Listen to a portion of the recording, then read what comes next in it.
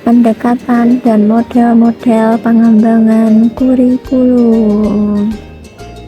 Perkenalkan, nama aku Nur Isnaini Rahmatul Fitria dari PGMI 3D yang diampu oleh Bu Maftuha.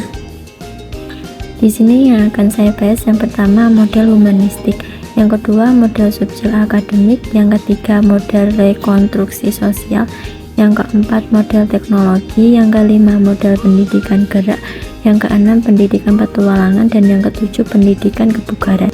Yang pertama model humanistik. Pendekatan humanistik dalam pengembangan kurikulum bertolak dari ide memanusiakan manusia, menciptakan konteks yang memberi peluang manusia untuk menjadi lebih human, untuk mempertinggi hakikat manusia, merupakan dasar filosofi, dasar teori, dasar evaluasi, dan dasar pengembangan program pendidikan. Kemudian yang kedua, model subjek akademik. Subjek akademis pendekatan ini adalah pendekatan yang tertua. Sejak sekolah yang pertama berdiri, kurikulumnya mirip dengan tipe ini. Pendekatan subjek akademik dalam menyusun kurikulum atau program pendidikan didasarkan pada sistematisasi disiplin ilmu masing-masing. Setiap ilmu pengetahuan memiliki sistematisasi tertentu yang berbeda dengan sistematisasi ilmu lainnya. Dan yang ketiga adalah model rekonstruksi sosial. Pendekatan rekonstruksi sosial dalam menyusun kurikulum atau program pendidikan keahlian bertolak dari problem yang dihadapi dalam masyarakat untuk selanjutnya dengan memerankan ilmu-ilmu dan teknologi serta bekerja secara kooperatif akan dicarikan upaya pemecahannya menuju pembentukan masyarakat yang lebih baik. Kurikulum rekonstruksi sosial di samping menekankan isi pembelajaran atau pendidikan juga sekaligus menekankan proses pendidikan dan pengalaman belajar. Kemudian yang keempat, model teknologi. Pendekatan teknologi dalam menyusun kurikulum atau program pendidikan bertolak dari analisis kompetensi yang dibutuhkan untuk melaksanakan tugas-tugas tertentu.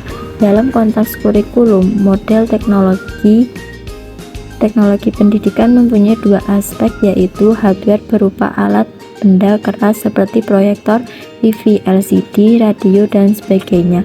Adapun software berupa teknik penyusunan kurikulum secara makro atau mikro.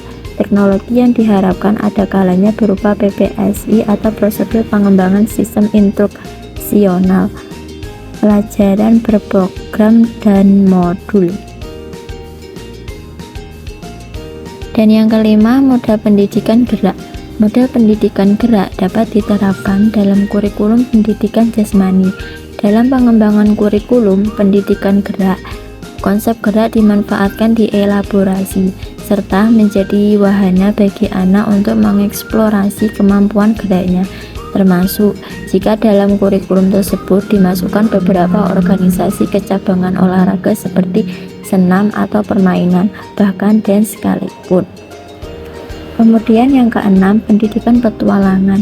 Pendidikan petualangan membelajarkan siswa tersebut tentang tanggung jawab dan pengambilan keputusan melalui aktivitas gerak dan dalam situasi yang baru tersebut. Program pendidikan luar ruang yang mengandung elemen bahaya yang nyata di mana hasilnya dapat dipengaruhi oleh tindakan peserta. Dan yang terakhir, pendidikan kebugaran. Pendidikan jasmani adalah suatu proses pembelajaran melalui aktivitas jasmani yang didesain untuk meningkatkan kebugaran jasmani, mengembangkan keterampilan motorik, pengetahuan dan perilaku hidup sehat dan aktif, sikap sportif, dan kecerdasan emosi. Itu saja yang dapat saya sampaikan, kurang lebihnya saya mohon maaf. Wassalamualaikum warahmatullahi wabarakatuh.